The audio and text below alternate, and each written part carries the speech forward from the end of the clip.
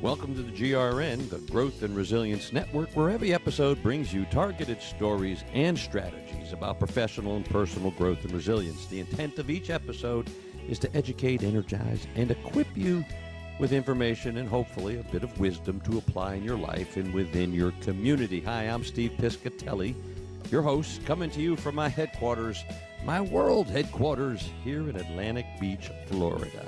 Today we continue on our 7-episode journey, 7 episodes that highlight transformational stories about community building and community sustainability. Each of these stories will appear in my soon-to-be-released book, due out around the beginning of 2019. And the book builds on 7 core values for purpose and growth. These 7 core values help communities grow. The values of relationships, relevance, rainbows, resources, responsibility, reflection, and resilience. They all interconnect and support one another. And when I speak of community, it doesn't have to be a geographic location, though many times it is. You're going to see that the concept of community can and does connect to groups of like-minded people, people who come together and grow from the support they get from within themselves and their community. Now, this episode focuses on the core value of resources. My thesis, if you look for the best resource in a community, look to the people. Community is more than bricks, mortar, stores, streets, parks, and those are, to be sure, important resources. It's the people, though, who remain the biggest asset. So I travel to a community that gets it, that gets that point. A community that understands how relationships become a huge resource for their community. So I went to Celebration, Florida, in Central Florida. And specifically, today what we're going to do is take a little deeper dive into what the Celebration Foundation does in this community. You're going to hear from Gloria Neese, the executive director of the Celebration Foundation, Mary Pat Rosenthal, their program manager, and Eileen Crawford, one of the board members. Now, in particular, they will educate us about one of their signature programs, Thriving in Place. Now, you could read more about this particular episode on my blog. The specific post would be the July 22nd, 2018 post. You can also read about this. It'll be a featured story in my forthcoming book to be released in 2019 on community building and sustainability. Now, in short, Thriving in Place proves a home is more than the sum of its architectural codes, zoning requirements, and pedestrian-friendly streets. Home is a feeling of comfort, peace, and community. Let's listen in. The foundation was founded 20 years ago by Disney when this was a new community and people were moving in, and Disney wanted to create opportunities for people to get together, meet each other, and develop friendships in this new place called Celebration. But we've changed, since that time, and the new vision of the foundation is that we really look to identify needs, and then we convene people and we develop really impactful programs to meet those needs. Let me ask you this. This came up after our luncheon today. Somebody had mentioned it. And you mentioned needs. The person on the outside, not knowing Celebration, but thinks he or she knows Celebration, says, wait a minute, that's an affluent community. Why do you need a foundation for needs? These people have money. Okay. Talk to me about that. I'm not affluent. Let me tell you. You live here in Celebration. I live in Celebration, and I am not part of the 1%, My husband and I, we work hard, and we've made a decision to live here. Like so many people, we've got retired teachers, police officers, nurses, Veterans. veterans. There's a real misconception that everybody that lives here is wealthy. I'm not wealthy, and most people I know, my friends, are not wealthy. But we make a conscious decision to live here. So there is an element of wealth, like many communities. It's very vibrant, there's a lot of diversity, and it's really a misconception. All right, so then talk a little bit more, then, Gloria, about the needs. What are some of the needs that this community has? Well, this new foundation, which was kind of birthed about 7 years ago, with a new board that did a strategic plan and decided that they needed to grow the foundation. And one of the first things we did is we started providing weekend food to children who were hungry out on 192. There's a large homeless population Outside of Celebration, on the Osceola, periphery of Celebration. in Osceola County, but we had 150 children who were registered homeless that attended our K through 8 school at that time. And our first effort was to provide them with food, weekend food. Okay. And from that, we now, 7 years later, we still provide weekend food to over 1,000 kids in the county, Osceola County, every week during the school year. So that's the Celebration Foundation Along with partners in the county. That help to provide food, weekend food, a bag of food, to help provide for the whole family every week during the school year. And that is pretty amazing. That is. And these kids, they go home, they're so happy to have food. I mean, food's not a luxury. Food is an essential. So. And I would guess that many of those children probably live in what are known as food deserts. They live in food deserts, they live in hotels, they live in motels, they're camping. Some are living in cars with their families. It's gotten much better recently, but 7 years ago it was really, really distressing. And then you went, I'm thinking of something else I'd heard about, the visits to campuses. I forget the name. Well, So that's something that you're smiling about. When you meet with these kids and you're providing them with food, and you don't think kids shouldn't be hungry, you really shouldn't be hungry. But then I was talking to some of the older kids, and I asked them about going to college. Like, they must be so excited they're graduating high school, you're going off to college. No. Like, college wasn't in their future. When I asked them why and what they were going to do, they said, well, probably go on food stamps. Maybe work at Walmart, McDonald's. And I said, well, why can't you go to like Tico or Valencia? Have you ever been to a campus? No, that was never something that they discussed in their family.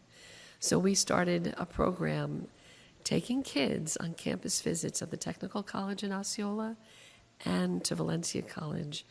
We started that in 2013. We have since taken 6,000 kids on campus tours. 6,000. And it is making a difference, because a lot of those kids, you see them, they come off the bus and they're like, why do I have to do this? Why do I have to be here? Because it's not cool. Yeah. And then all of a sudden they start to see kids just like them. And you take them into the automotive department at TICO, or Osceola Technical College now, I think it's called. And the teacher there says, kids, you think you're working on a car? He said, you're working on a computer. It just happens to have 4 wheels.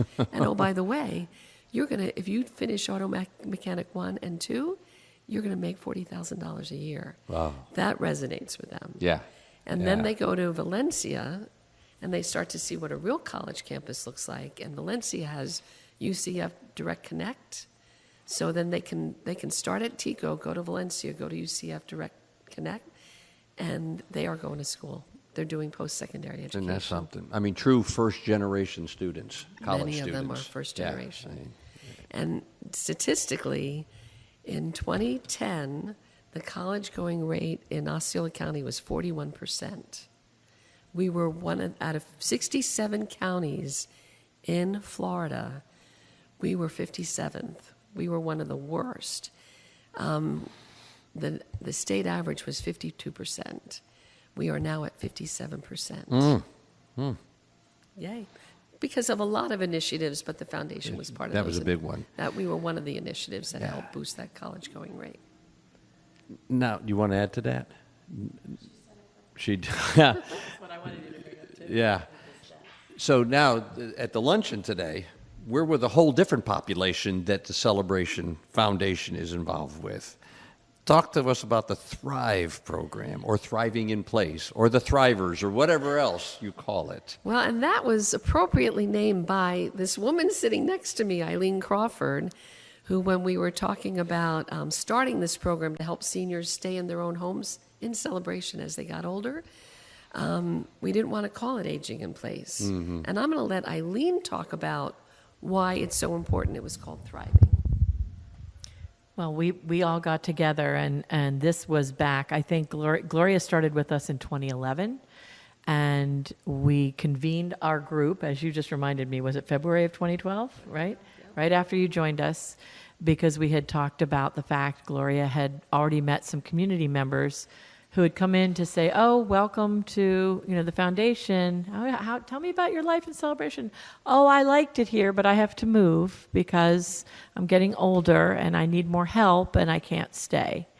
And that really resonated with her, and we all started talking and said, "Yeah, we need to do something for the older population." I was also interested in helping the population of folks with disabilities, because our community is well laid out to support that population as well. And we wanted to help people be able to maintain their dignity and independence and enjoy and get the most out of their lives. So not just be sustained, but to thrive. And so as we were talking and as we all got our brain trust together and started sharing ideas like we do, originally it was being referred to as Aging in Place. And the therapist in me just said, "That is the wrong name." It may describe what they're doing, but it doesn't describe who they want to be and who they want. Say that again, please. It may describe what they're doing, but it doesn't describe who they want to be. And who they want to be are people who thrive in place.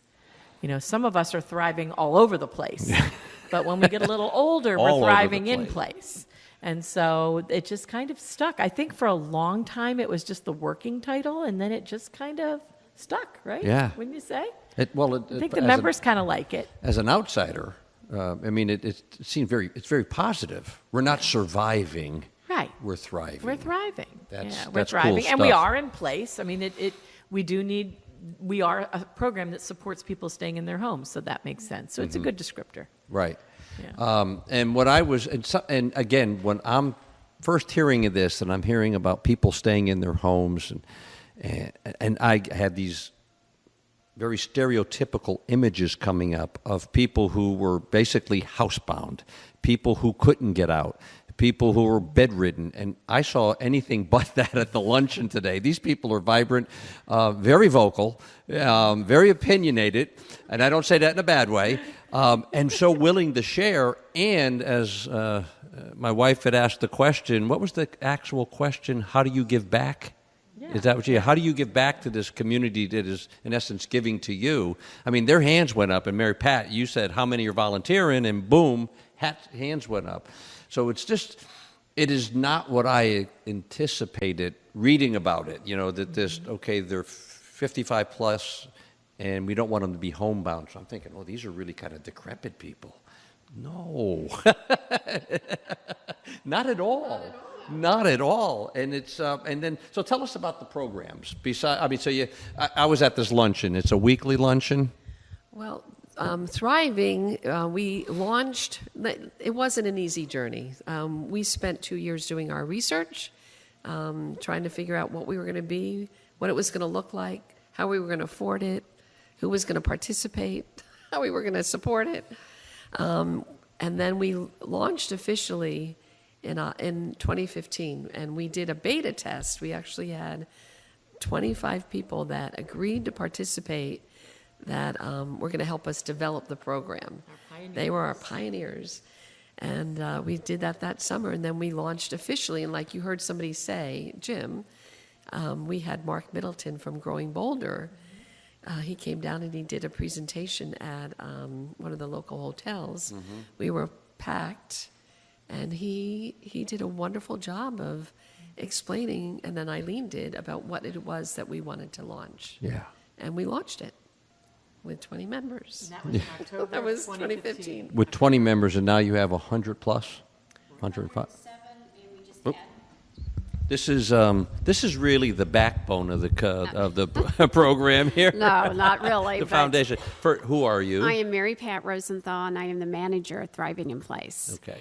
And today, going into lunch, we had 107 members, and today, leaving lunch, we had 109. Oh, so two. So we signed on that's- 2 new people today. Really? That's cool. Oh, yeah. Well, all I did was ask questions. It was because of their talk.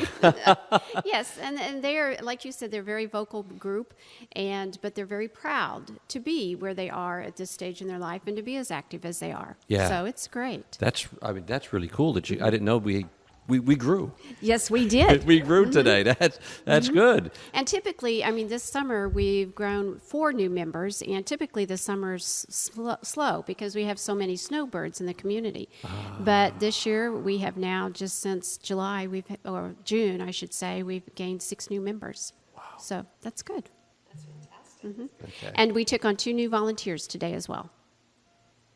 So, we're just growing by leaps and bounds. And the volunteers play such, a lot of the discussion is about the members, but the volunteers talk about a backbone of the organization. The volunteers are the backbone of this. And some of those volunteers were high school students in there today, correct? Yes, that is correct. We Yeah. tried to do a little bit intergenerational type of conversation between the 2 generations, and it works. And a lot of students around the area like to get in extra volunteer hours. And like she said, she came last year, and she was actually an official volunteer, and this year she wanted to come back. Yeah, that was cool. She's a 10th grader and said, last year I did it because I needed volunteer hours at school, and this year I came back because I liked it. That's exactly right. And that, Members are funny. yeah, that's right. Yeah. She said the members are funny. That's cool. Mary Pat, stay with you for a moment. You've been with the program 2 years with the Yes, foundation that's correct. and this particular program. What is it that keeps you, besides, I'm sure, the princely paycheck that you get, Yes. okay? What is it that keeps you coming back to Thriving in Place? There's a lot of work that we don't see that you do. I'm sure there's a lot going on. Why do you do it? I mean, I know it sounds cliche, but it is about the people. I can sit behind them at an excursion that's playing music, and when you see 5 or 6 ladies bopping their head to the music, you think of your mom or you think of your dad, and that's what puts a smile on your face, and that's why you know that something good is happening. Yeah, that is cool. And you live here as well in I do, Celebration, yes. and Eileen lives in Celebration. Gloria lives in Celebration. And I'm not one of the wealthy. You're not one of the I'm not 1% I here, live huh? in a garage apartment. So, but that brings a good point, as Gloria talked about. That is a huge misconception about our seniors, especially, that they are all very affluent. And we do offer, part of our membership is we offer a scholarship for some who are unable to pay Really? the full amount of the dues. And through my course here, I think we've offered 3 scholarships. And part of the research in the board and looking this is to making sure that they still give back and they volunteer back to the Thriving in Place, and that has always happened. But a lot of our people, they live in the apartments, they live in the townhomes, they don't live in the big mansions on Mansion Row. They are going paycheck to paycheck by Medicaid, or not Medicaid, but Medicare, and their Social Security, maybe a pension, yes, maybe someplace. So, I think that is when I go out into the community and talk to people and researching funds, and as Gloria does too, that is a huge misconception of our area. Yeah. And what's the cost? If I wanted to join, I'm 55 plus, what does it If cost you were me? a single, it's $365 a year, Buck a day, $1 a day, or if you're a couple, it's $520 a year. a year. It's Okay. $10. And let's pass it over this. What do I get for that? Well, I just want to add one quick thing. Okay. I think a really important point to add here is that we made a decision as a board. We have an advisory council of volunteers that are made up of some board members, Celebration Foundation board members, as well as stakeholders in the community. And we are involved in helping to govern Thriving in Place. We made a decision there, as well as at the Celebration Foundation board level, that if we had folks in town who had a need and wanted to be in Thriving, and that the financial end was what was keeping them out, that we did not want anyone to not be able to participate, and that we would find a way to get them involved. And so we did create the scholarship program, and I just want to say that our board members, I mean, how long does it take us to get someone to sponsor a member? 10 seconds? Yeah. I mean, it's, you know, Mary Pat may come to a meeting and say, I've met someone, they would be interested, or so-and-so has recommended someone would be interested. They really need the program. They're even too shy to come forward because they know they can't afford it. And literally within 5 seconds, we'll have 2 or 3 or 4 people saying, no problem, we got it. So I just think that's also kind of a little known fact that we have the generous support of members of our community, and we have a lot of members of our community who are so impressed with the program itself that they want to make it possible. It's like for a other scholarship people. committee. Yeah, basically. Yeah. I mean, we haven't been inundated, so we've been able to manage it, but we've also never had a problem with providing someone, you know, we've had more than enough generosity to help And members. that's something be I able want to come go back on. to, but in a minute, because I want to talk more about what the other programs that the Thrive is doing. However, I want to come back to this because one of the questions I asked the group today was, is this replicatable? Can we do a Thrive in Atlantic Beach, Florida? Can we do it here? And there are so many moving parts. I mean, I'm sitting around a table with 3 forces of nature right now. You need a lot of forces of nature to be involved, not just people with good ideas. So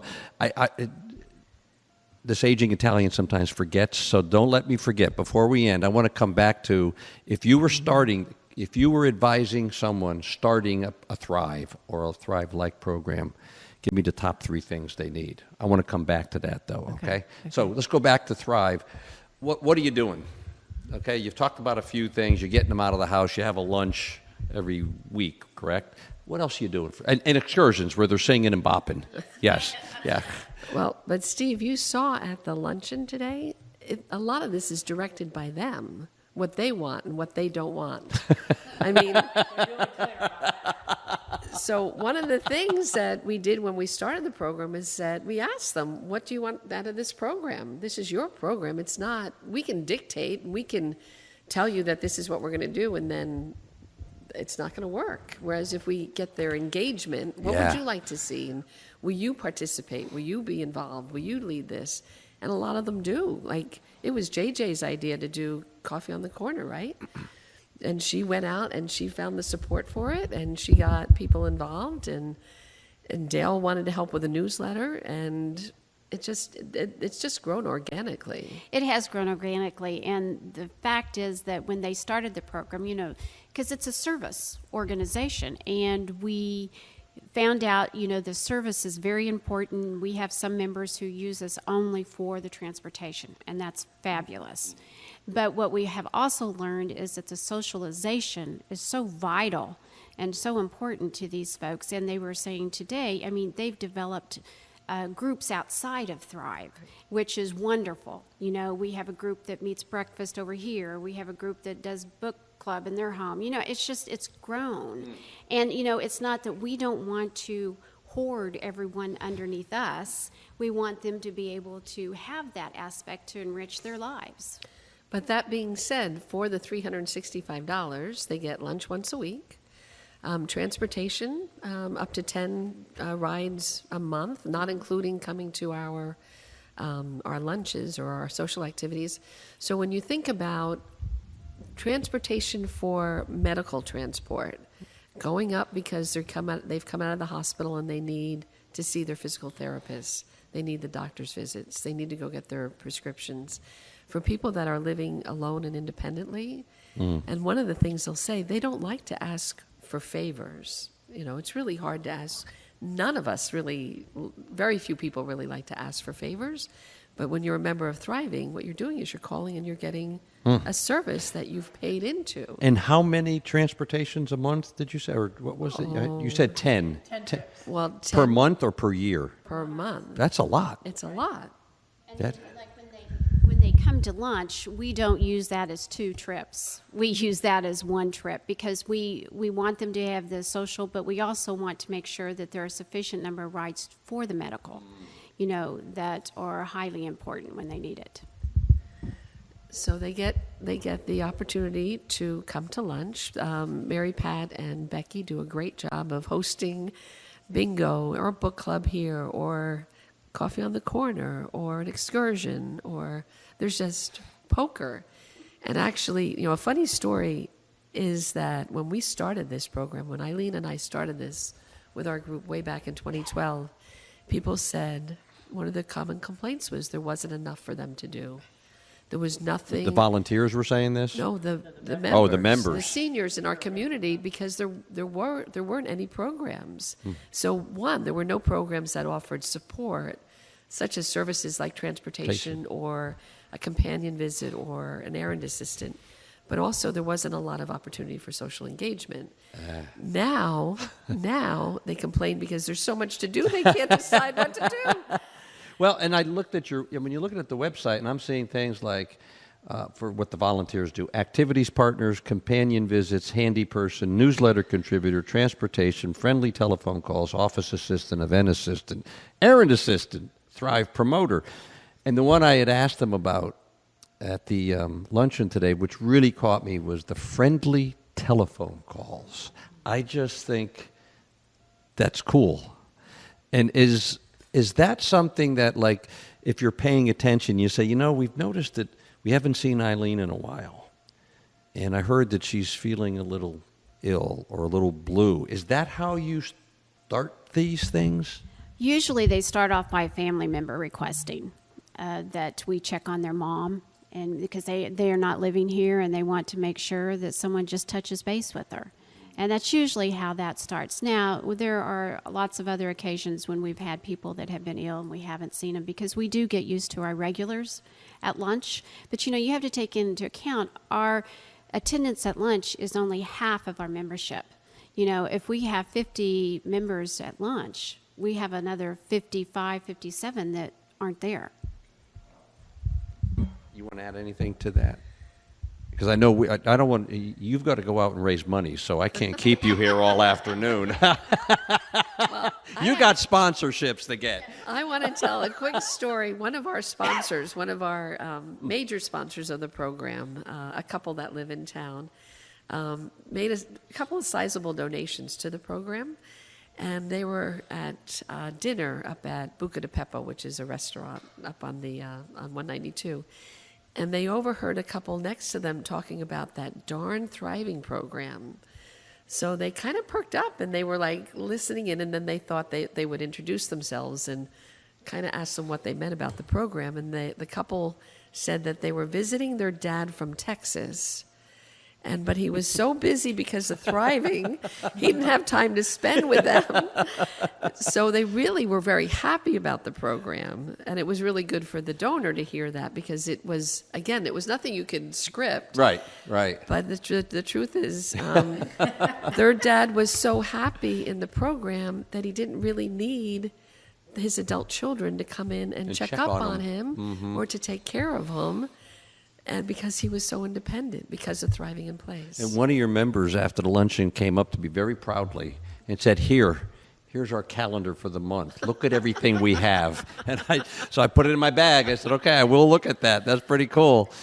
All right, since you do have sponsorships to go get, let's go back to that question about you're advising, you're consulting with a community to establish something like this. What are the top 3 things you got to have? You need bold vision. You need somebody who's going to be the catalyst and is willing to step out of their comfort zone, because it's not an easy program, to launch. There's a lot of moving parts to it, and so you need somebody that's really ready to tackle it and do it and take charge of it and gather great people and listen to those people and say, yep, that sounds like a good plan. Let's do that. And you've said that twice now. Once you asked what they needed, you didn't tell them what they needed. And again, you're saying you got to listen. That is so key to any kind of a leader, a good leader, a transformational leader. First things that we did before we, and Eileen is part of this, we actually had like a town hall where we had table captains, and we had about 100 and some odd people, a full room, and we said, if we develop this program, what would be important for you to see in that program? And we had scribes at every table, and they took down the information, and then there was a report out, and then we took that as kind of the basis for what our program was what we were going to start with. So it was getting the whole community involved, well, not the whole community, but those that were interested, being able to say this is what they wanted to see. But then you need that person, the visionary, the catalyst that makes it happen. Yeah, and the visionary is listening to the people. Yes. You're not coming, it doesn't sound like you're coming in with Gloria's vision. You might have an idea of what, but I love it. You got them at a town hall, you sit them down, say, now brainstorm, talk, have a conversation. Okay, now I'm going to correct you because it was my board, we had formed a committee, really, really smart people in the community, Eileen, Paul Kinzer, Mary. So it wasn't just Gloria. It wasn't just Gloria, no. Gloria has a team. We always, absolutely. Gloria It's a has team that people. made it happen. You have people. Yeah. Well, when I say a visionary, I don't mean one individual person. I mean, it's got to be a group vision. Well, you have to have someone that's going to be responsible for the volunteers. Because as I started to say earlier, this program does not run without volunteers. The volunteers are what makes us tick. They're what gets the people to where they need to go. You can't have a thriving in place without the volunteers. You can't have the lunches without the volunteers. So along with the vision, that person that is the visionary has to have a good resource of people who are willing to work, because this takes work. And I was thinking you need somebody who is operational with this. Absolutely. Yeah, and that's, I mean, Mary Pat, that's what you're the operational piece. Well, I don't know if I'm necessarily operational person, because Becky, who is our volunteer coordinator, I remember one day I went into Gloria and said, I'm drowning. I've got to have a volunteer. I would really appreciate a volunteer coordinator, not I've got to have. And because I went into it because, if this program starts dropping the rides, or if this program stops not calling on someone or not sending a handyman out to change a light bulb, that's when the program fails, because that is what we need as Thriving in Place to make sure it continues. So that's two items now. We got the vision, we got the volunteers and organizing those volunteers, and somebody operational within that. A third piece for another group that wants to put this together. I think I will throw it. I'm filled with ideas. I keep thinking of a couple things. One is, what keeps people in their homes? That was really the driving question that drove us in this program. So things come up all the time. And truthfully, everything you see today, the activities, all that, the activities themselves may not be what keeps people in their homes, but what keeps people in their homes is not being lonely anymore. And that's what this program does so amazingly well. Every single example that was given at the luncheon today had to do with the relief of loneliness. And it also had to do with giving people a new purpose, that people, as they retire and then later they get into older age, one of our speakers talked very, very well about that. I left my job at Disney. I didn't know what I was going to do every day. Why would I get out of bed? So what this program does is it relieves loneliness, and which we have tons of data that tells us prolongs life, by the way. And it also provides purpose. But the last thing I would throw in that we had to learn along the way too was flexibility. And we kind of realized early on, we had some preconceived notions of what we thought the community would need based on research we'd done regarding the village-to-village network throughout the country and other communities.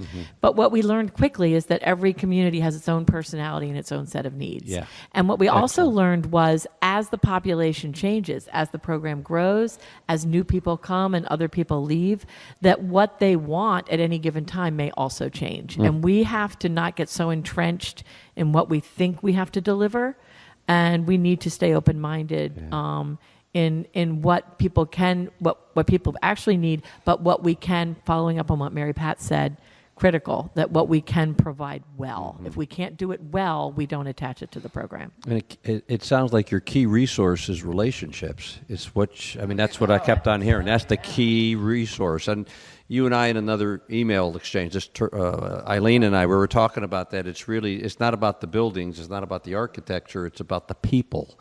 The people make the community. Interest of time. Is there anything else you want to say, anybody, about anything? Well, hopefully about thriving or celebration. Well, I think what Eileen alluded to in the sense that, every village is different. From what I have learned, every village is different. What works for us doesn't necessarily work for another one. We are different in the sense that I think we are the only village that offers lunch. And we are the only village that gets together as frequently as we do, but we have found that our population here, they need the interaction. A lot of the rural communities, they do a lot of the driving because their members live further out.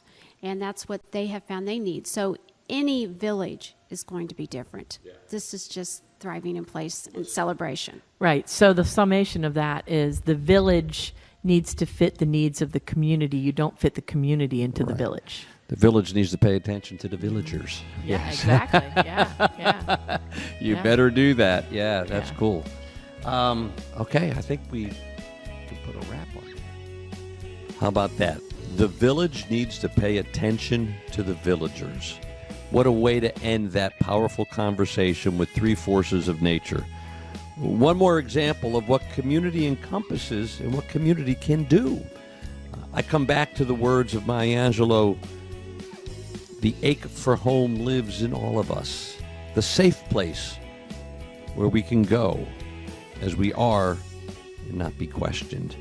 Thank you again, Gloria, Mary Pat, Eileen, for what you have done and continue to do to help build a community, your community, for bringing people together, for listening to what they need and what they want. Folks, go to the Celebration website at www.celebrationfoundation.org to see and read about the resources they provide. In fact, the resources that their community provides for their community. Remember, it's about the people that create that resource. And I thank you, listeners, for joining us today. Without you, there is no Growth and Resilience Network. I thank you for sharing our podcast. Please visit my website, stevepiscitelli.com, for more information about upcoming conversations on the GRN and about my programs and other resources for your personal growth and resilience. Stay tuned for more episodes featuring my 7 R's model, and each of the upcoming podcasts will examine drill down on one more of the 7 R's for purpose and growth. The podcast will culminate with the release of my new book in January 2019. At least that's the plan. So until we meet again, either virtually or somewhere in person around this great nation, this is Steve Piscitelli from my world headquarters, reminding all of us to choose well, live well, and be well, and continue to create and build your community as a safe place to land for its residents. Bye-bye, folks.